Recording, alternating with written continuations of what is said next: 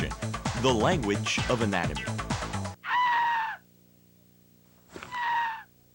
If you're gonna be successful in the study of anatomy, you gotta be tough. And there are certain terms that are used over and over again that we have to beat into your head so you can succeed. I'm Slim Goodbody. I'm Slim Goodbody. Good body. Them good body. I'm Slim Goodbody.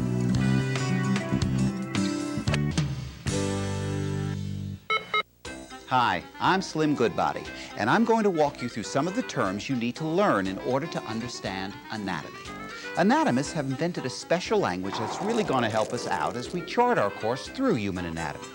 This language gives everyone who's familiar with it a universal understanding and a clarity when discussing the body, so we'll need to be really familiar with it.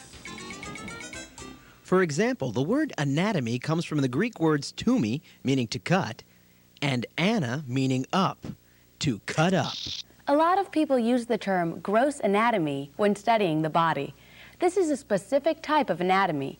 The term gross anatomy, contrary to popular belief, is not the study of boogies, puncture wounds, or the dad from Family Ties, but rather the study of bodily structures visible to the naked eye.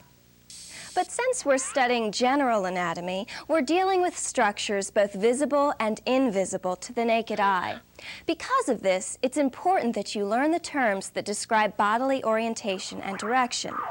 You want to be able to describe where certain parts of the body are located, and you also want to be able to understand us when we're describing where a structure is found relative to another one. So a firm grasp on these anatomical terms will help you get a handle on how to locate and identify different bodily structures. So the first term you'll want to memorize is anatomical position. This is the standard position we refer to when we describe the location of body parts. We do this by separating the body into distinct parts using imaginary planes. These planes are known as the transverse plane, the frontal plane, and the sagittal plane. The transverse, or horizontal plane, runs from right to left and divides the body into superior and inferior sections. Superior means above or upper, and inferior means below or lower. So the head is superior to the neck. The frontal plane lies vertically along the body from head to foot. This is the long axis of the body. The frontal plane cuts the body up into anterior and posterior parts. Anterior means front, and posterior means back. So your rear end is posterior to your belly button. And finally, the sagittal plane lies vertically, and it divides the body into right and left sections. When dealing with this section, the terms medial and lateral come in handy. Medial means toward midline, or the inner side of, and lateral means away from the midline, or on the outer side of. So, the groin is medial to the thigh because it's on the inner side of the thigh, and the eye is lateral to the bridge of the nose because it's on the outer side of the bridge.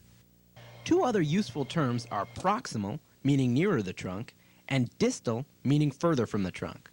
The trunk in this case refers to the axis of the body from where most limbs spring. So the elbow is proximal to the wrist because the elbow's closer to the trunk, and the foot is distal to the leg because the foot is further from the trunk than the leg. So there you have it. We've cut the body into different parts and given you the terms to help you navigate it. Memorize these and you'll be on your way.